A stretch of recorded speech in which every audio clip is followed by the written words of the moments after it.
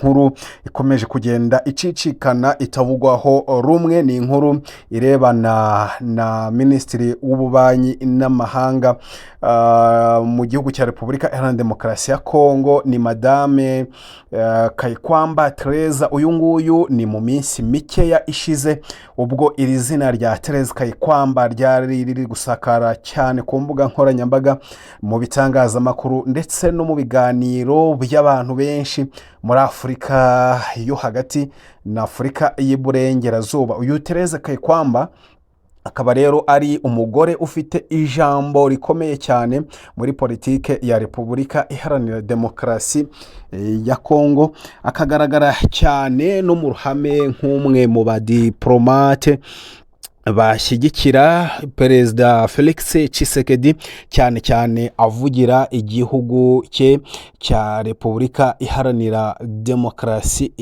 ya Kongo.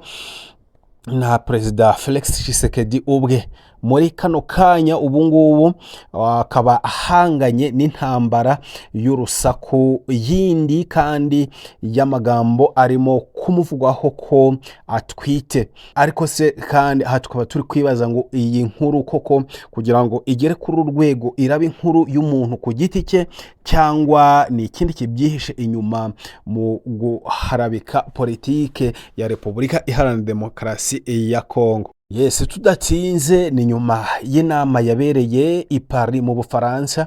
Iyi ni inama yigaga ku mutekano w'akarere k'ibiyaga bigari, ikaba yarabereye mu Bufaransa ku itariki 30 z'ukwezi kwa 10 ni muri uyu mwaka 2025, aho Tereza Kayikwamba yagaragaye ari kumwe na Perezida Tshisekedi.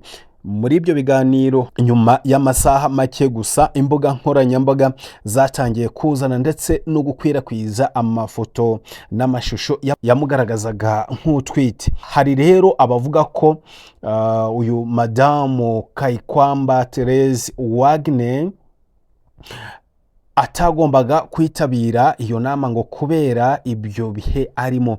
Abandi bakajya kure bakavuga ko inda twite ashobora kuba yarayitewe na Perezida